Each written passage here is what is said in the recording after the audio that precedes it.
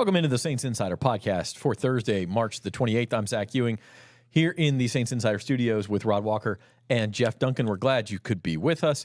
It's baseball opening day, but as we know around here, football never stops.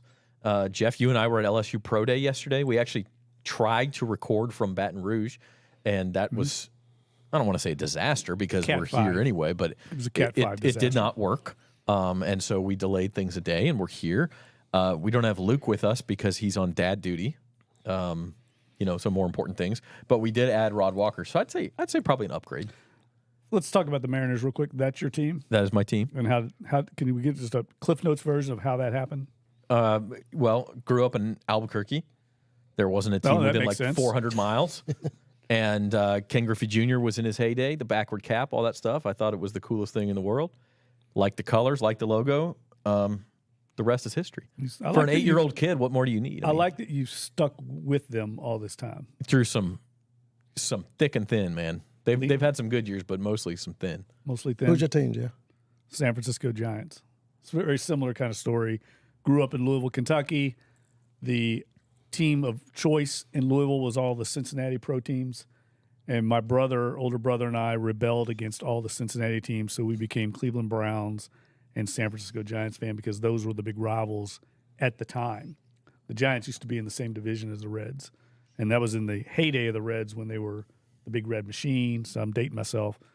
And the Giants had, of course, like Bobby Bonds, the father of Barry Bonds. Yeah. So we just stuck with them. So I've been a Giants fan all my life, and we were through a lot of thin and then had this incredible run with 3 World Series. I try to go see a Mariners road trip every year. A couple years ago I did Miami. Mm-hmm. Last year I didn't actually get to go to one, but I might do Washington this year. What about you, Rod? I'm a Reds fan. My brother was a Reds fan, and I just kind of latched on to him. Which big Red Machine? Yeah. Yeah. And that's also how I became a Steelers fan. My brother was a Steelers fan, so I just kind of like, okay, that'll be my team too. Follow your brother. So I just followed them. And I have some relatives in Cincinnati. I have like 2 aunts that live there and a bunch of cousins. So I was there this summer when Pete Rose broke the hit record. They had the skyscrapers downtown with the countdown and numbers on it. So I was up there that summer. But, so I'm still a Reds fan. Haven't won one since 1990. 90, yeah. Since 90. And I think Cincinnati and definitely St. Louis are probably still 2 baseball towns. Even with the NFL as dominant as it's been, I still feel like Cincinnati's huge. Well, just watch opening day there. Yeah. They do it right. Yeah, online today. There were people already outside the stadium at 7 a.m. for opening day. I think the game's this afternoon. Yeah, they have a parade and all that stuff on opening day. They used to be the first team to play every single year. They don't do that anymore, but they're always at home, I believe, to start the year. So, looking forward to that. And I know y'all came here for football, but, indulge us for a couple of minutes. Saints Insider Podcast is on the Saints on NOLA.com YouTube channel. We encourage you to like, subscribe, and share that page, and also available audio only on Apple Podcasts and Spotify. So leave a review, leave a comment. We're going to have some giveaways. NFL draft shows start next week. We're going to be going to 2 per week. Everything you need to know on the draft, on the Saints draft, on the NFL draft, and we'll be doing some giveaways. So make sure you're subscribed. You have to be subscribed to the YouTube channel to be eligible for those. Pro Day, real quick, as we're on the draft. Jeff, Rod wasn't there, so we won't. I don't know if you watched any on TV or whatever. My big takeaway, I know, look, Jaden Daniels is going to go into the top 3 picks. We know that. I'm not sure of that. You don't think so? I'm not sure of that, no. I mean, I don't think we could say that. I mean, the odds say he's overwhelmingly likely to go in the top 3 picks. I'd say let's see what happens. But I came away the most impressed with Malik Neighbors. And that was a feeling I had going into the Pro Day. And nothing that I saw yesterday, 42-inch vertical, 435, 40-yard dash, certainly nothing changed my mind. I mean, I think that guy's going to be an absolute horse in the NFL. Yeah, like these pro days where they're testing. That's right in the wheelhouse of an athlete like Malik Neighbors. And it's interesting. I was talking to our colleague Wilson Alexander, who does a great job covering LSU for us, and I didn't realize this. Malik Neighbors is good for all you recruitniks out there, right? Was a guy that was the least heralded of the 4 wide receiver recruits that came in for LSU that year. So much so, I believe he was committed to Mississippi State, is what he said, or at least was leaning to Mississippi State. And at the last minute, LSU decided, no, we'll offer him, and brought him in almost as an afterthought. And, of course, he ended up being by far the best receiver of that class. So it just goes to show you sometimes, it's not about the stars. It's about, how much work you put in, and some of these recruiting services are going to miss. But he's the best receiver I've seen LSU have since Jamar Chase. And I know Justin Jefferson was an incredible receiver too, but I think Malik Neighbors is a can't-miss NFL star. He's got everything needed in today's game, his ability to run after the catch. His hands are terrific. And I think he's getting better. I mean, he got better every year at LSU. So I can't wait to see where he lands and how his NFL career progresses. I'm looking forward to see how teams do with, if you're looking for a receiver, do you go with him or you go with Marvin Harrison Jr.? Because obviously Marvin Harrison was the guy that everybody talked about going into this season, and now it looked like that race has gotten a lot closer.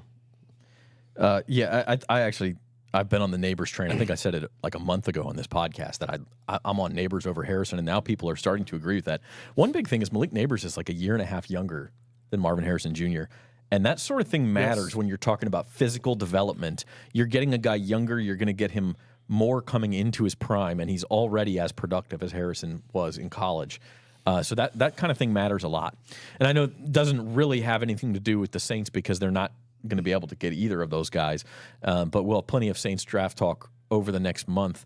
So we'll talk about it. But speaking of the Saints, Jeff, anybody we saw yesterday you think could be in the Saints' wheelhouse? We've mentioned Brian Thomas a couple of times. Maybe the lower level, some of those defensive players at LSU in the later rounds. Well, I mean, I think the two big defensive linemen definitely were guys they're looking at. Mason Smith and Mekhi Wingo. Yeah, Mekhi Wingo. Both of them tested well. They're both. I think the Saints are definitely going to look at an interior defensive lineman. I think that's a need for them. I think last year was something of a stopgap in free agency when they lost David Onyemata, and I think they just Nathan Shepard came in. Colin Saunders. I think they can upgrade there. And I know they drafted Brian Brzee, but I think there's still a need there. I know it struck me when I saw Todd Grantham at Texas with those two big defensive tackles. Him not only at the workout, but working them out. He was running the drill. That indicated to me that they're probably. And I remember a couple of years ago, Dennis Allen was very high from people talking to people in the building, very high on the big defensive tackle that came out of Georgia. Was his name Jordan Davis? Yep. Went to Philly. Yeah. Right. He was very high because he very much values a run stuffer in the middle. And I don't think they've got one right now, like a dominant run stuffer. So I think that position, that's not Brian Brzee. Brian Brzee is actually pretty weak against the run. He's a pass rusher. He's a guy that's going to try and pressure the passer.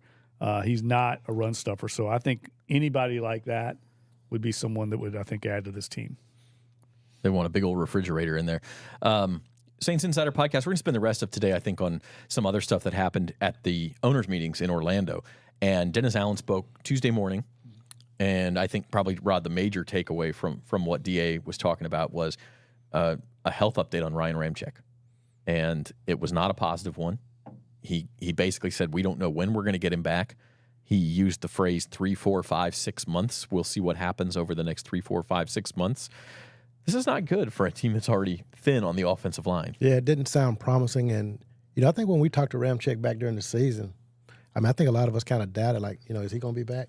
And then, a few weeks back, Dennis Allen made it sound like, he's going to be good.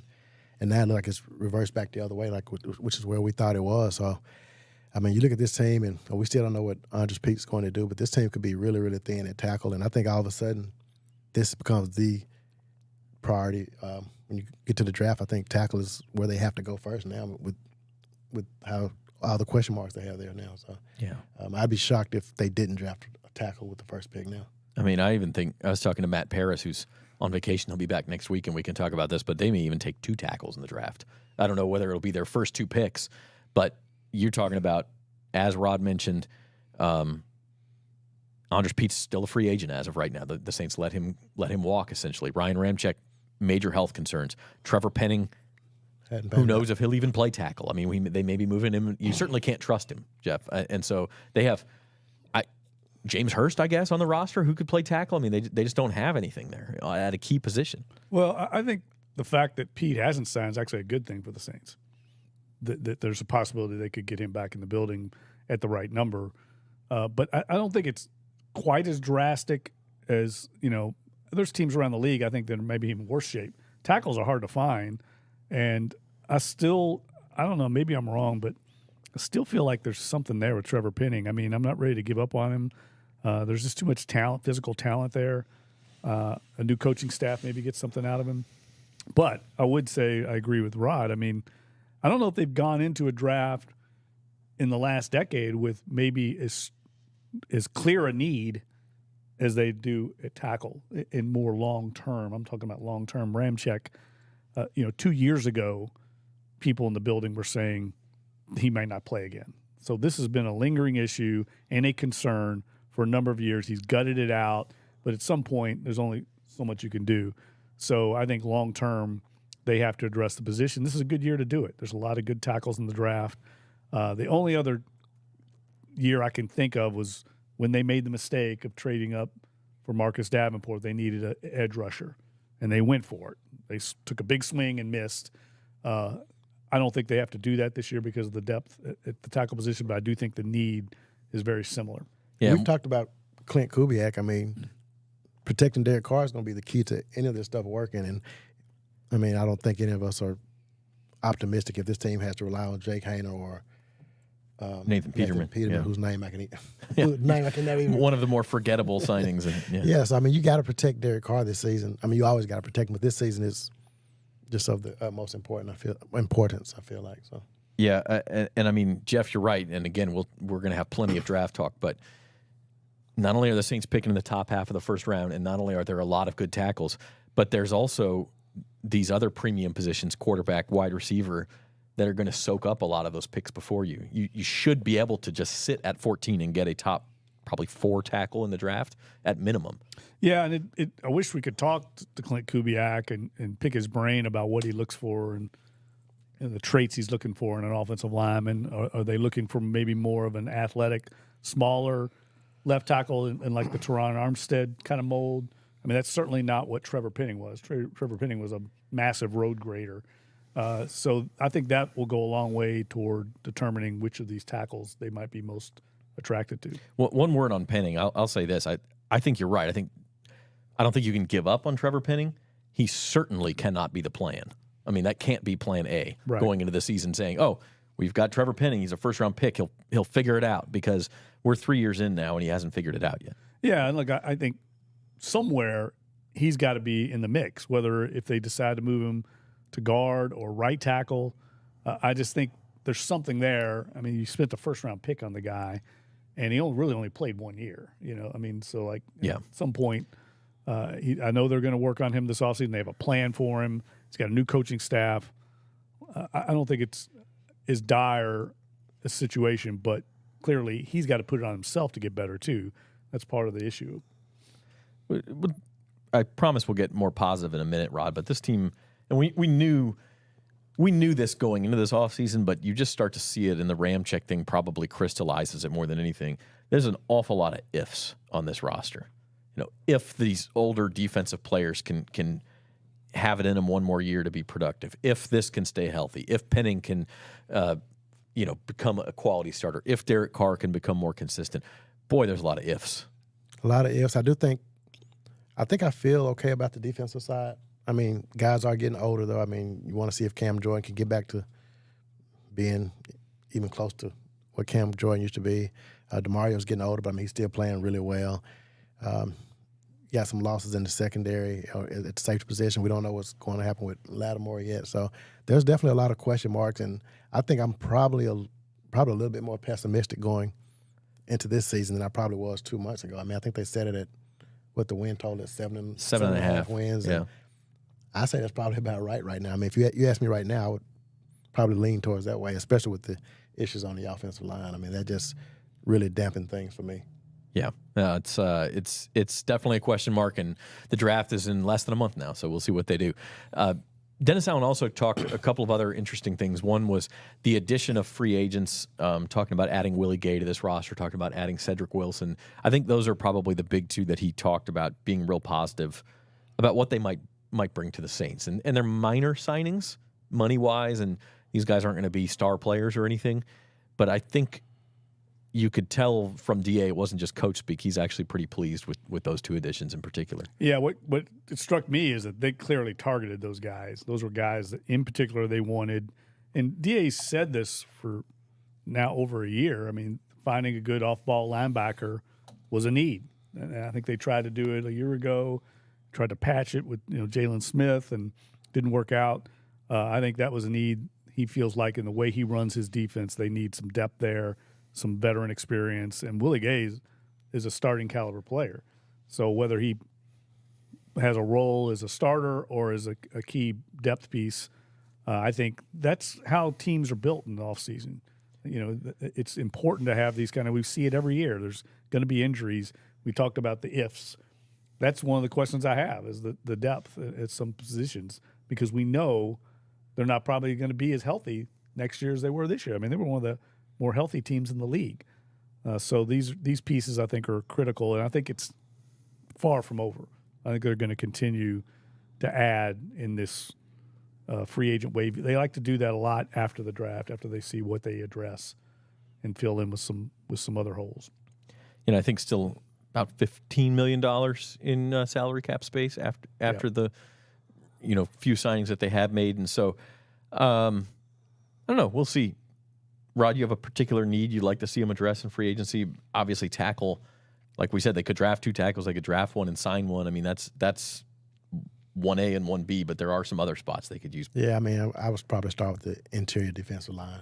That would be my spot, kind of going back to what Jeff mentioned earlier about just how they haven't had that guy that can plug up holes like they need.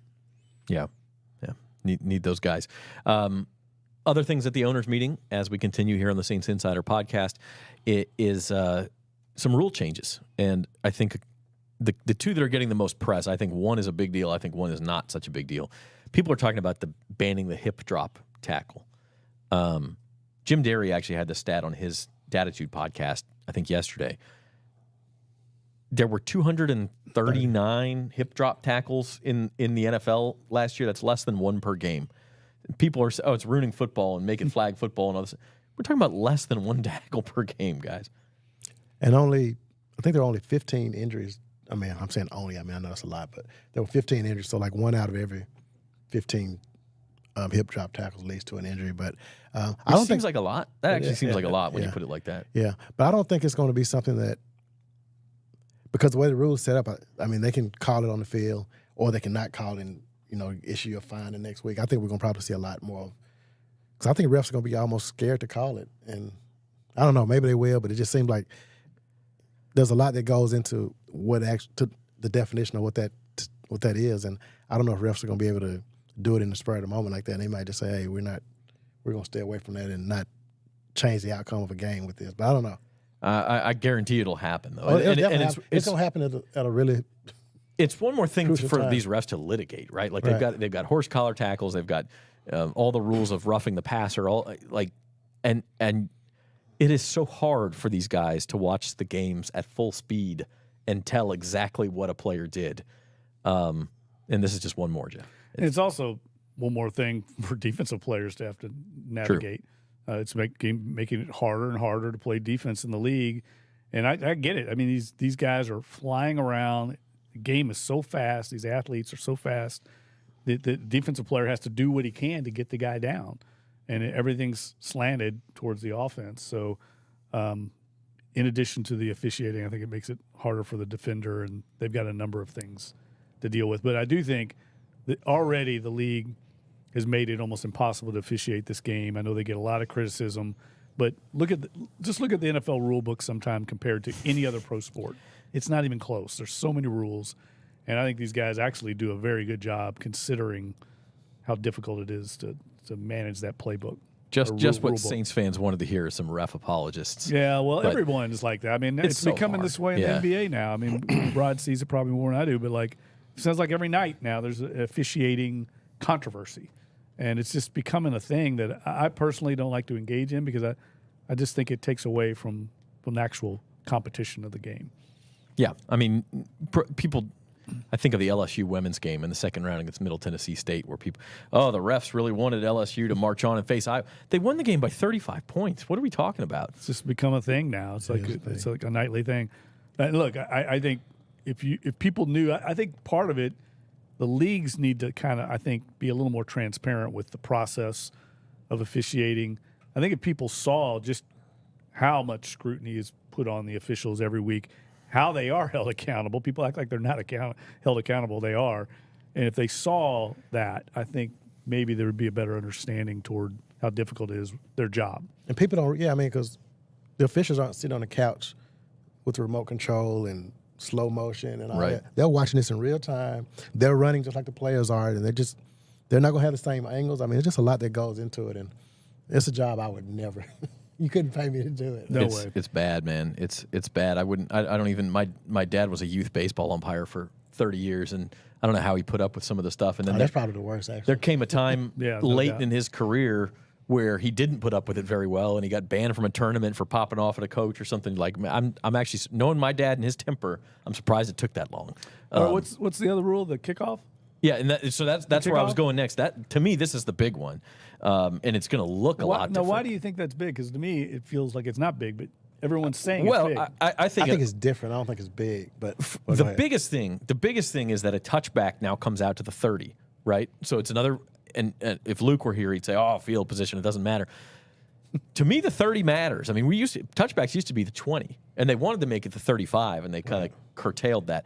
So basically, you're saying, so the kicking team, here's how the rule works, first of all. The kicking team lines up all 10 of its players besides the kicker on the return team's 40. They cannot move until the ball is caught. So the kicker's back at the 30 where he used to be at his own 30. He kicks it off. The guys are already lined up on the 40. The return team's blocking team is at the 35. So there's only 5 yards of distance. And this is the whole point, is it's a safety thing. So that the kicking teams can't, the return. Collisions are less. Yeah, they can't get up to full speed before they hit a collision. So you're colliding right there.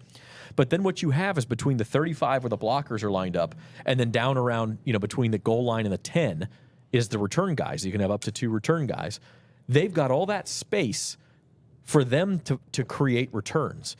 And combining that with the fact that a touchback is a little more punitive, I think you're going to see exponentially more kick returns. And not all of them are going to end in touchdowns or anything, but I do think it's going to be a more exciting play. I think we'll see a few more touchdowns. And I think you'll see more teams use their better players at kick return because the risk of injury is less. I agree with all that. And also I think it's interesting because Darren Rizzi was heavily involved in all of this. The Saints special teams coordinator was in the weeds on all this change. So I think he's probably got a little bit of a leg up on how that's going to affect special teams in the league. And you're right. It's definitely – I actually saw it at the Saints facility for Tulane Pro Day. Their coaches were out there going through because the rule had just gotten passed that day for Michael Pratt or for Tulane Pro Day, and some of the Saints coaches were down there, and they were already talking about, they were going out on the field, going through some motions. It's going to force special teams coordinators now to come up with new return schemes and new coverage schemes.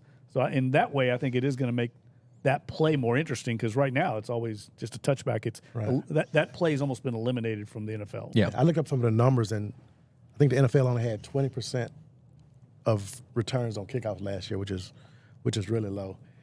And they got this from the XFL, and they had 90% returns on kickoffs. So in the NFL, they want to get to at least 80%. They want the kickoff return to be an actual play, and they're tired of seeing guys just holding their arms out and the ball sail over their head. So I do wonder how it's going to affect guys like J.T. Gray, who's made a living on kickoff returns, running down full speed, and now, he's not. You don't really get that same full speed running because you can't even start until the ball's caught. But so I think it's going to be, it's going to be a little different. I don't know if you're going to get to this part, but the fact that you don't have teams have to declare, hey, we're going to do an onside kick now. I think they have to be trailing, and it has to be the fourth quarter too. Okay. So just the fact you have to declare it, you take away one of the most memorable plays in Saints history. You don't get the ambush if this rule's in place because. Right. Yeah, no, that's interesting. And actually, I was going to get to it, but I was saving it for our last segment, which is our rule changes, because I have an idea for that.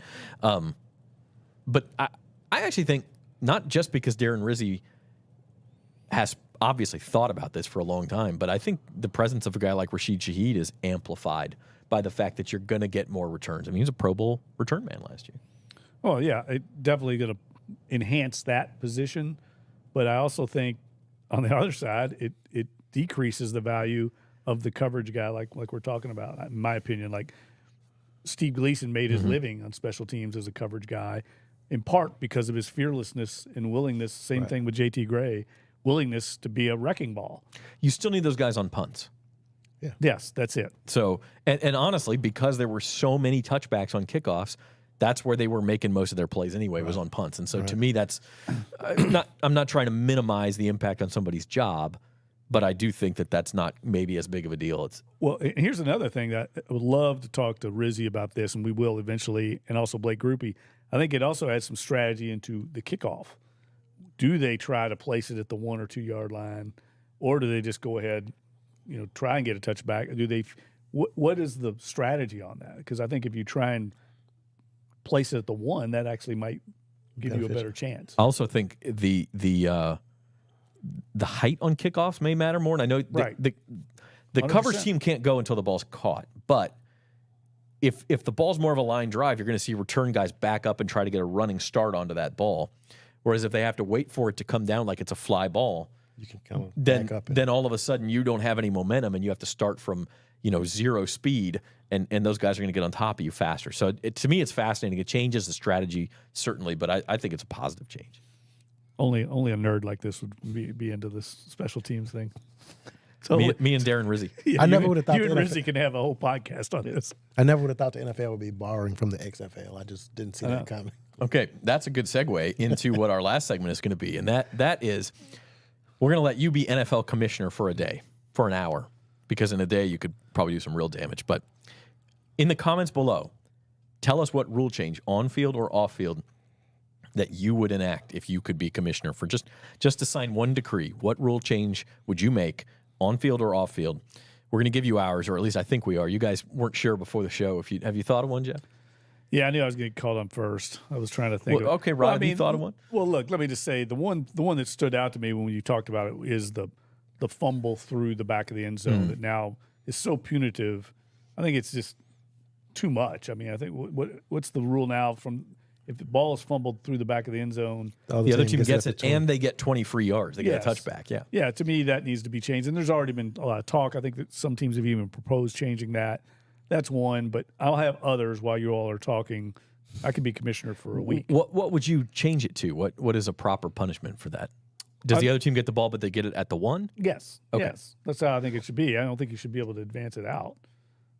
That to me, that's I feel like it's maybe the worst thing that can happen, and the team that's down near the goal line loses. It's a amount devastating thing to have happen in the game. And it's why Mickey Loomis said something to us once. I think we were down in Tampa this year when they had a play like that happen in the press box, and he said their coach never extend the ball ever.